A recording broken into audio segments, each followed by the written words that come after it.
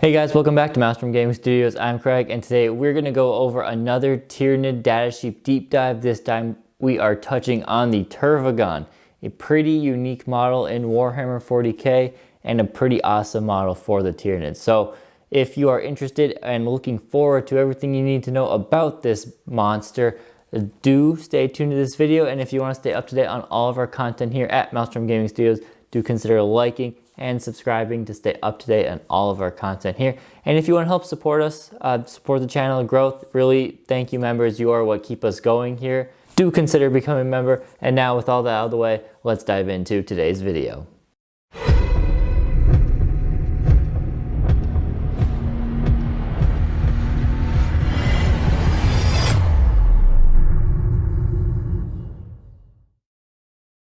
Alright, so if you are new to the channel, this is a Tyranid datasheet deep dive, well, just a datasheet deep dive in general, but we're touching on the Tyranid Tervigon. So as these work, we will review the datasheet, we will cover any Hive Fleet specific synergies or things to watch out for. As this is a character model, we have some warlord traits and relics to consider on our Tervigons. We'll touch on some stratagems you can use. We'll do some damage comparisons at the end just because these things are, potentially dangerous in melee.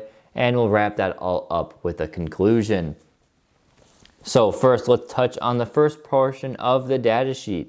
So Tervigon rocks in at 215 points with an 8-inch movement, 3+ weapon skill and ballistic skill, strength 7, toughness 8, 17 wounds, 4 attacks, leadership 10, and a 4-up save, a 2-up save. A very tanky profile, toughness 8, 17 wounds, and a 2-up save. These things not going down quick, no matter what is shooting at it. So great defensive profile to start. In terms of its weapons, it's got Stinger salvos. They're fine. They're 24-inch range, assault 8, strength 5, AP -1, 1 damage. Some piddly shots, but could be important. 2 options for melee here. So you can either give it the massive crushing claws, with their strength ×2, AP -5, damage D3 +3, or you give it massive scything talons, and it has 2 profiles with the talons. You can either do a sweep where you double your attacks, and you are strength user, AP -3, damage 2, or you do a strike where your strength 10, AP -4, damage 2d3. Personally, when it comes to these 2 weapons, while the crushing claws is the only way I think Tyranids can get up to strength 16 because you double the strength. You have adrenal glands for another +1, and if you take this in a behemoth, you get another +1 on top of that. So while Tervigon is the only way you can get to strength 16 in the Tyranid Codex, which is cool, double out everything pretty much you go up against, I think you're better off going for the talons just because the sweep attack can be that much more universal against a lot more variety of opponents than just smashing tanks. But if you want a tank smasher, Tervigon's not a bad option. So like I said, you can give this thing adrenal glands, and I highly recommend, if you have the points in your list, to give this thing adrenal glands all the time. 1 extra inch of movement to move 9 is never a bad thing. And getting up to strength 8 is a critical point because now even on your sweeps, you are wounding standard marines on 2s, which will just amp up your damage durability that much more in fighting. Toxin sacks, you could give it to it. I don't think toxin sacks are really worth it at all, but it's only 5 points. So if you had 5 points laying around, not the worst thing to use them on. Probably venom cannon on warriors first, but again, if you have 5 points, take it what you will. So now we go into some abilities that the Tervigon has, and this is where this model is very unique. This is one of the only models in the game of all 40k that can still spawn and spawn pretty consistently. So the spawning Termagants is in your command phase. You select one friendly Hive Fleet Termagant unit within 6 inches of the model, and you can restore 2d6 models to that unit. You cannot go over the Termagant's original starting unit size, but you can bring 2d6 back a turn. Average of 7 back a turn, so average of almost 50 points back a turn is pretty good. You set these models up on the battlefield, wholly within 6 inches of the Tervigon. cannot be set up with engagement range unless those units are already within engagement range of the Tervigon. So it's pretty standard there, but this also has another spawning mechanic built in. So once per battle, this model can spawn another unit of Tervigons, a brand new one, not adding to a unit, but it can spawn a unit of 10 Tervigons with flesh borers. It does not cost reinforcement points, and again, wholly within 6 inches of the Tervigon, they just pop out, and because this is in the command phase, they can move and do things as normal. It is important to note that you can only do one of these. You cannot respawn 2d6 and pop out 10. You can only do one or the other. So something to consider, do you want to add 2d6 to an existing squad or bring in fresh 10-man squad? Then we go to the Brood Progenitor ability. This is the Tervigon's command ability. So in your command phase, select one friendly Hive Fleet Tervigon unit within synaptic link range, and then this unit gains +1 to its shooting attacks or ranged attacks hit roll. So unfortunately it doesn't work in melee, but hit rolls, Tervigons with their decent shooting profile now hitting on 3s can be pretty deadly. Imagine that on a 30 block of Tervigons. So this also has the Wall of Flesh rule, which is a really powerful ability for the Tervigon survivability sakes. Basically, if you have a unit of 15 or more Tervigons within range, within 1 inch of the Tervigon, those gaunts basically count as the Lookout Sir. Even though this is a character with more than 9 wounds, you basically have the bodyguard Lookout Sir type rule on your Tervigon. So snipers can still hit you, but there aren't really many snipers in the game where you have to worry about this being an issue to take a shot from. So that's good. It also explodes on a d6 for d6, or explodes on a 6+ for d6 mortal wounds to the closest enemy unit. Very good. It no longer does what it used to, where it just completely annihilate Tervigons when it died, but that's okay.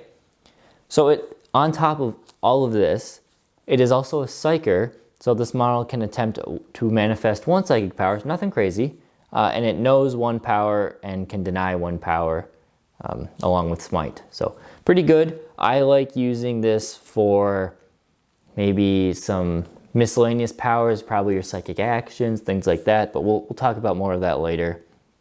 It's also Synapse, it has Shadow in the Warp, no other real fancy words that go along with it, or keywords I should say. Alright, so now some Hive Fleet synergies. There are some here, not as crazy, because the Tervigon really is a support monster more than anything. It can be combat, but it's a support to combat, so you don't probably want to tech your list into the Tervigon, but the Tervigon can slot in and pretty much help out any army. So the Hive Fleet Kraken, my favorite personally, is if you want a little more speed, the Kraken can help out there with the Tervigon. You want a little more AP on your melee weapons, because your melee weapons are pretty good. Kraken can help out there. Also, the Tervigon is a great candidate for the Kraken Warlord trait, which lets you 1 step ahead, which allows you to regen CP on a 5+ every time they're used. Typically, you don't want that on something that's going to be going gung-ho into your enemy, and you don't want it on... I mean, you could put it on Neurothrope, or you could put it on Tyranid Prime, but I think a Tervigon is a great candidate for that Warlord trait. So options there. Hive Fleet Leviathan, transhuman. If you want to make this thing even more durable, it can have it has permanent transhuman, so that's pretty dang good. And you could, give it an influence save every single turn with Hive Nexus shenanigans in Leviathan. And if you really want to give this thing a 4-up info permanently, pretty much, it's a very powerful ability. Hive Fleet Jormungandr, some decency. The trait grants -1 to hit when your enemy's 18 inches away from it. You're already going to probably be shielded by the Tervigons at that range, so it's not that big, but if you're just bringing a Tervigon, it can help out. And its adaptive trait, one of the adaptive traits it can take is the OBSEC Monsters, which is a great option for the Tervigon because she does count as 5 models in OBSEC, and she is tough to remove for a lot of opponents. Hive Fleet Kronos also has some more synergy. Add 4 inches to its range weapon, so you know, that's not a bad option there, especially when you account for that going on to the Termagants that she'll probably be accompanying as well. And then the adaptive trait to increase the AP by 1 when within half range can really start turning Gaunts up to be serious damage potential creatures. Having Gaunts will now have 24-inch range, so within 12 inches they are they're AP -2 at strength 5, and they can have +1 to hit from the Tervigon. Really good damage now coming in from that type of unit. There are a few biomorphologies for the adaptive non-Hive Fleet specific traits. Not a ton really benefit the Tervigon, just a few to talk about. Heightened reflexes to fall back and shoot if you really want to with that. It did something. The two though that do come out, and I mentioned one of these already, are from Lurk. Territorial Instinct to gain OBSEC and count as 5 models, I think is really, really good on the Tervigon, because we'll talk about it again more later, but the Tervigon wants to go after not your opponent's melee anvil in their army. It wants to go after your opponent's troops that are holding an objective on a flank, because those models cannot really do anything to this. And if you can just kill enough of them, and then this thing counts as OBSEC, steal that objective from your opponent. It's a very good combination with the Tervigon. And if you want to, you can Unfeeling Resilience, so you double the wounds determining on your damage bracket. Also a great option, because Tervigon, while it's not a horrible bracket, as it brackets, it does decrease its its damage output. So, you know, it's a decent option there. Really, the Lurk one I think is the best for the Tervigon. Now, this Tervigon is a character, meaning it can be your warlord. It can have warlord traits and relics. It can have those even if it's not your warlord. Let's talk about those. So there are a few main ones to talk about. I won't go over every single one. You can dig through your codex and find some other combos, but these are ones I think stick out as the most common and probably the best options for the Tervigon. So first off, Resonance Barb. One of my favorite relics. I think it's really good. Is it necessary in the Tervigon? Doesn't have to be, but if you want a little bit of a psychic boost to your Tervigon, at least getting another +1 to cast, not a bad option. The Maw Claws of Thyrax, something that's been showing up in tournaments recently, and I've used it now a couple times. It is very, very good on a Tervigon. So huge buff to its melee potential. This is gives it 1 extra attack, and then it also allows you free rerolls to wound all the time. So you gotta think, the Tervigon, again, remember what I said, going after the lighter toughness, lighter damage potential troop choices. So think Space Marine Intercessors, Chaos Marine Legionaries, you know, those 2 wound toughness 4 type models. When you go up to 5 attacks, you're going to be sweeping. You're going to 10 attacks on a Tervigon, and you're hitting on 3s, and you're wounding on 2s if you take adrenal glands, and then full rerolls there. And every time you kill a unit, you get another attack. So you go from 10 attacks to 12 attacks to 14 attacks. Right? You have start 5 and 6, 7, 8. You go up to 16 attacks on a Tervigon, I think. Might be 14 or 16. But still, a lot of attacks on this thing, and it can really catch your opponent off guard with how much damage it can do. There's 2 Hive Fleet specific ones that I think are fun to consider. First off, the Behemoth one, if you want a different variant of a combat Tervigon, is +1 damage to melee. So now a Tervigon's Crushing Claws are D3 +4. Its strikes from the Talons are 2d3 +1, so average of 5 a swing, or its sweeps are flat damage 3, which just do a ton of damage, because now if you're really in Behemoth and you take adrenal glands, you'll be hitting at strength 9, AP -3, damage 4, or damage 3 on your sweeps, which take out a whole new level of opponents going up to damage 3. So very good option there. If you want a tanky one, Hive Fleet Gorgon can make you one of the wildest Tervigons out there. Hypermorphic Biology gives you +1 toughness, and it doubles your wound bracket for determining your characteristics. So now you're hearing that right. Yes, you have a toughness 9, 2-up save, 17 wound model. And that's a relic. So you could slap on 5-up feel no pain all the time on this thing. And you're talking about one of the hardest models in 40k to take down at range or melee. Just absolute durability nightmare for your opponent. So very fun one there. Some other warlord traits, because those are just the relics. We got warlord traits. First one, heightened senses. Reroll all hit rolls in both melee and in shooting, as well as granting you fight first. So this one would pair really well with the Maw Claws and the Behemoth trait if you want to be a little more aggressive and go all in on your Tervigon. So good option there. Direct guidance, hand out +1 to hit for a core unit. So if you want to be handing out buffs to not only Termagants but to another unit, great option because this will be kind of more of a frontline support unit. So handing out buffs to core units is great. Adaptive biology, like I said, 5-up feel no pain all the time on this is a good option if you're not taking it on a Flyrant. This is a good option there. Hydra's endless regeneration for a Hive Fleet specific one, healing D3 wounds a turn for free could just, it could just stack on the obnoxiousness that is a Tervigon's durability. And then like I said earlier, Kraken's one step ahead is also a very good option for regenning CP. All right, so there are a few stratagems we'll talk about that the Tervigon can take advantage of. Not a ton, but a few. First off is rapid regen. Heal D3 wounds in the command phase. Fine if you need to boost yourself up a little bit. Shard Lore, this one is a good one to keep your eye on. So this is the, if a Synapse unit shoots and hits, all you have to do is hit an enemy unit, then you use Shard Lure, 3d6, take the 2 highest for your charges for any unit that charges what that shot. Why this is important is because the Tervigon shooting, while it's, it's 8 shots, it's nothing that's going to cause any substantial damage. So using this as like a flare, essentially, a marker light, a tracer fire to hone in your charging elements of the rest of your army is a very, very good option. And I would definitely keep your eye out for using that one. Other ones to make your Tervigon wild. Indomitable Monstrosity, transhuman the thing if you really need to. Adrenal Surge, this one gets, so D3 extra attacks.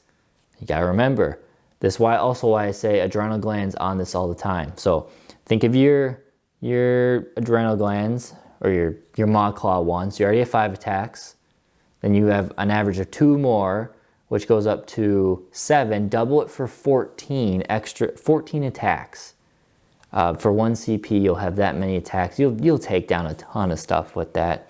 Voracious Appetite, if you're not using the Maw Claws, maybe using the Behemoth ones, reroll all failed wound rolls, great option. And Power the Hive Mind, if you do need to just cast an extra power, get off a Smite or something like that, it could be worth the CP. Now, like I've been hinting at these, there are a lot of combos and playstyles you can do with this.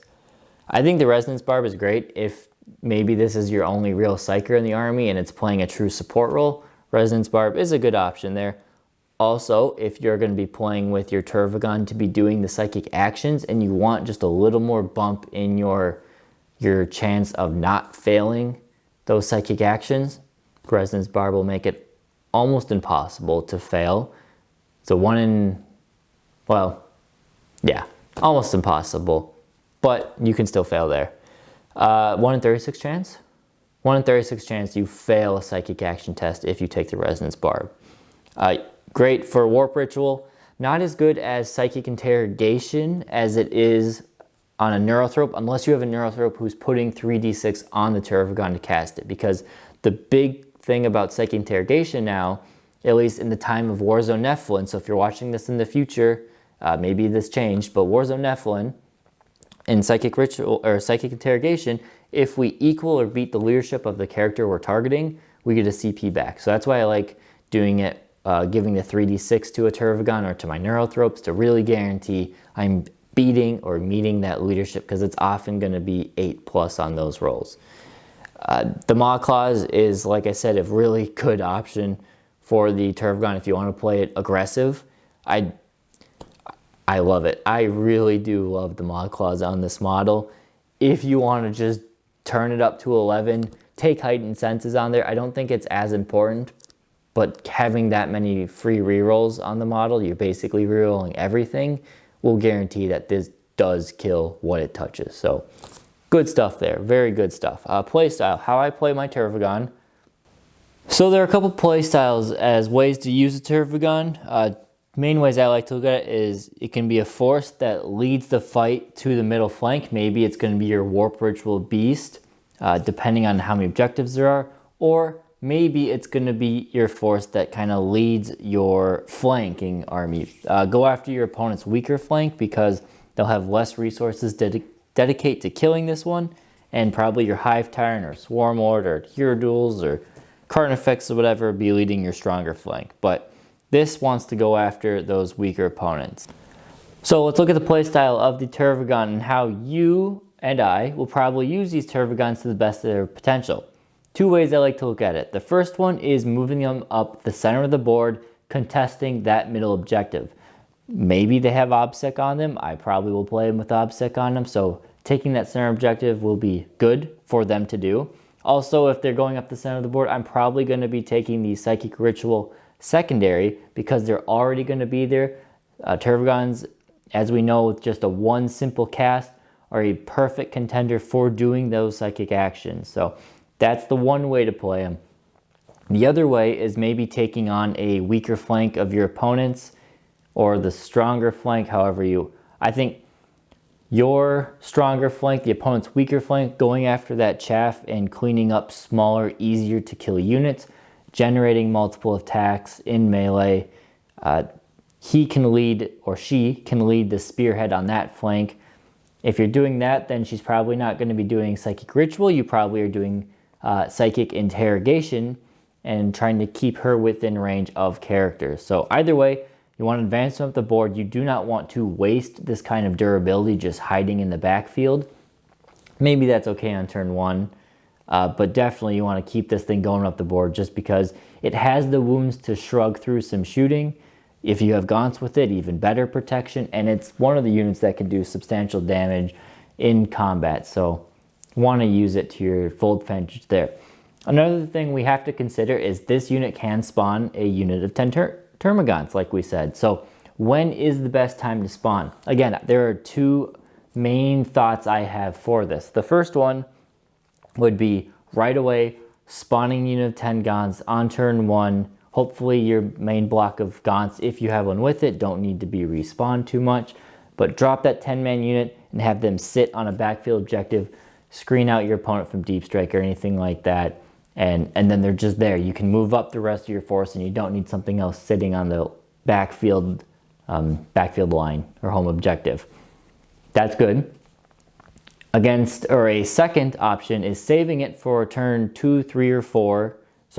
A 3, 4, or 5 turn where this has a threat range to steal an objective from your opponent. So if you think about it, the Tervigon spits out the unit and they have to be wholly within 6 inches of it. So, you got basically 6 inches to move out from the Tervigon.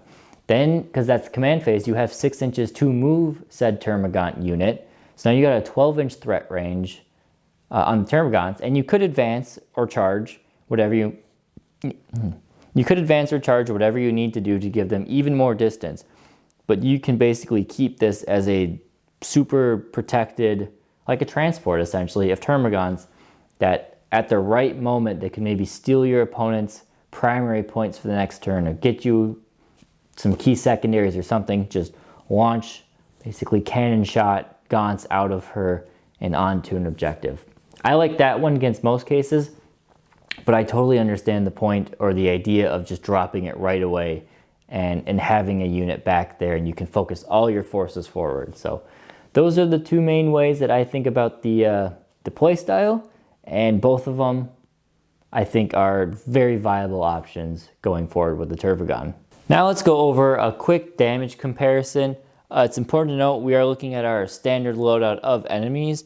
We have Guardians, Intercessors, Gravis Armor, Transports, and Imperial Knights. So good wide range of it. All of these are going to be using the first 3 columns So against the Guardians, Marines, and the Eradicators are using sweep attacks.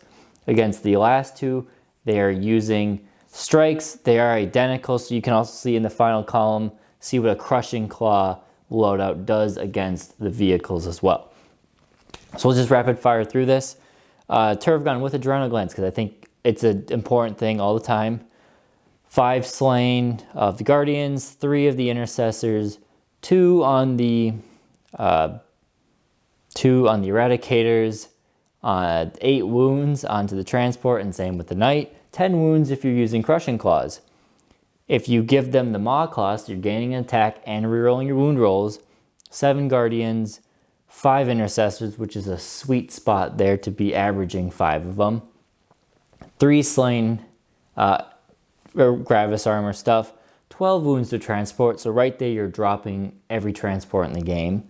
And 12 wounds or 15 wounds with the Crushing Claw to the vehicles there. So that again is dropping most vehicles in the game in one swing there. Not the Knights, of course. So finally, we'll look at a roided out Tervigon, all decked for combat glory. This is the Maw Claws, Adrenal Glands, and Heightened Senses. 8 wounds, or 8 Guardians slain there, 6 Intercessors slain, 4 Gravis armored slain, 16 wounds to Transport or Imperial Knight, and 20 wounds to the Crushing Claws, or with the Crushing Claws to a Knight. Now, important to note, this is only having the base 5 attacks. This is not counting the bonus ones you are getting for slaying units, so these could easily go up over the course of the battle.